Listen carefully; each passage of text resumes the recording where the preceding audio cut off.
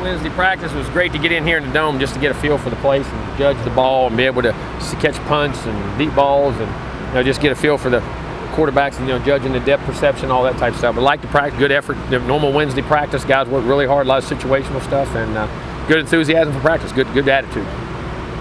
Questions? So fast track like this who does that usually help? Wide receivers? Does it help running backs? Does it make a difference at all, really? It makes everybody faster. So, if you're on a slow track, much faster you were there, you'd be that much faster. And on a fast track, I always wonder when people say that. I ain't figured it out in 28 years of coaching. So, if you can figure it out, tell me. I always figured it was relative because it was a slow track and I was that much faster. I would still be that much faster. If it was a fast track, I'd still be that much faster. I don't know. I really don't. Please research that. You used some crowd noise?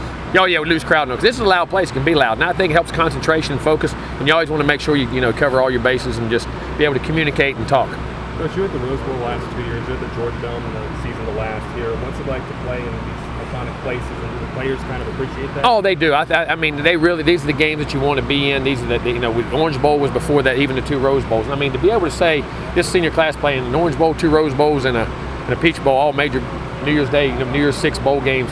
And have an appreciation for it. And I think as you even get older, I think you have a greater appreciation. Now, these players do, because they know, they aspire. When they were little kids, that was the games they turned on either New Year's Eve or New Year's Day, and you watched all those games. Because people forget, it used to be the Sugar Bowls and all them were on New Year's Eve too. I remember a couple of those Alabama Notre Dame games and all that. I used to remember watching as a kid and then watch, that where you wanted to be. You always dream, if I'm in college football, I want to be in one of these games. They appreciate it. What's this month meant for Sean in his development, coming off the 2 games start at the end of the year? I think great confidence. I think feeling comfortable in his role, and then getting almost get a whole spring. Got 15 practices in we'll have, so it's like another spring. I think just reestablishing himself and putting himself in a comfort zone. I think his leadership is even going up more and more. I think he feels more comfortable just in the whole command of everything. And Coach, going along with that, with Sean, in for a couple weeks now, how has this offense evolved from the beginning of the season until now? We grew. First of all, I think offensive line wise, I think early. I think even though we ran the ball at times, we still were inconsistent. A lot of pass protection. Our receivers have grown. I think we've grown everywhere. I think this has been a very great job by our offensive staff of developing players along with such young offense and so many combinations up front for Trickett, the young tight ends, those receivers taking over the roles of I've got to be the guy now, and they're freshmen and sophomores and an occasional junior in that group.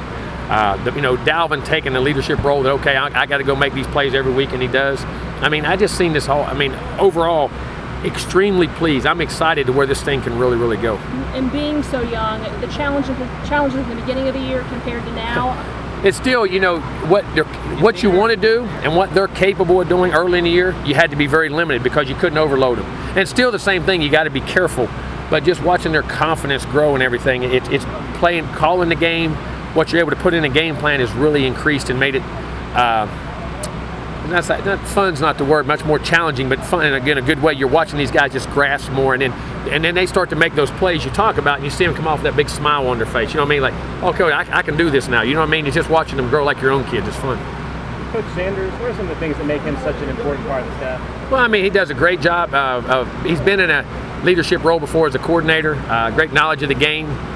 Been in big games before and everything, and I think, if I'm in there, not in there, what can do, how to run things, the way things go. But we have a very experienced staff in general. He and Coach Dawsey work very well together, but he has done a great job with our quarterbacks and just overall knowledge of the game of football and just how you practice reading teams. It's also very important as a coach. You got to read your players. You know what I mean? And I think that's where the experience of our staff really helps us, and Randy does a great job of that too. You talked about today about you guys kind of splitting play calling duties some. How does that go with you? You've been calling plays for Well, I did for the most, and then in the middle, because there's some areas I needed to get into and would be there, but it would still be communicating through the headset with him at times. And then there were some games I said, okay, I got it. You know what I'm saying?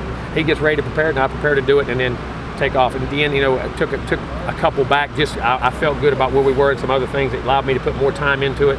In the middle, just keeping communication because we had to grow in so many areas. I had to spend a lot of time in other areas that way. When I know his experience, but our philosophies, and we talk through everything, and of course we're on the headset together the whole time with it. So Is that something, I know Coach Bowden did it eventually, Mark Rick did it eventually, where he gave play calling duties up. Is that something you can see yourself doing? maybe one day down the road, totally, and how it goes. I don't know if I'm totally ready for that, but at times I am.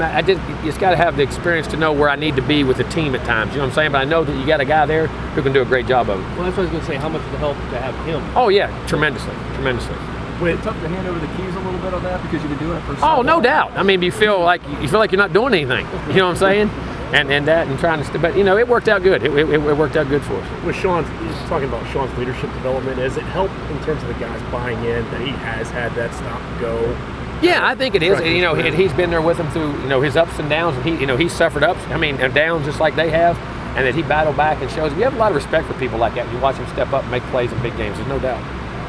Did Mario Pinder travel with the team? No, he didn't. Since he's been out and spending time, he has a little girl, and spending time with his family, and just the health issues. I mean, just at the end, that lung, that's just get him healthy, and he wants to spend some time at home. Get a medical red shirt for him? Well, hopefully we can. We're going to apply for one, most definitely. Sorry? I can't really say. Mavetti, is he out? Yes, he'll be out. How about Feathers? Most likely Featherston may be out too, because his back, it's bothering him. It's bothering him pretty good, so it looks like he's going to be out. Some of the guys talked about Sean's personality and just beyond just the perseverance, he's just a guy that players like.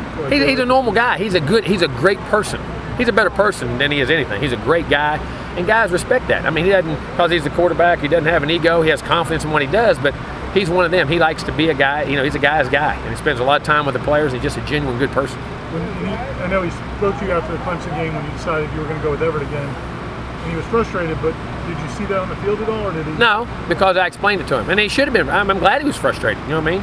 But I say, as a coach, sometimes you got to make decisions based off the big picture, and the big key with that, we communicated through it all. I was honest with him and where I saw him staying, because he was worried that meant, maybe I don't get another chance. No, I didn't mean that. It's just right now where I think we are, and it eventually worked out good.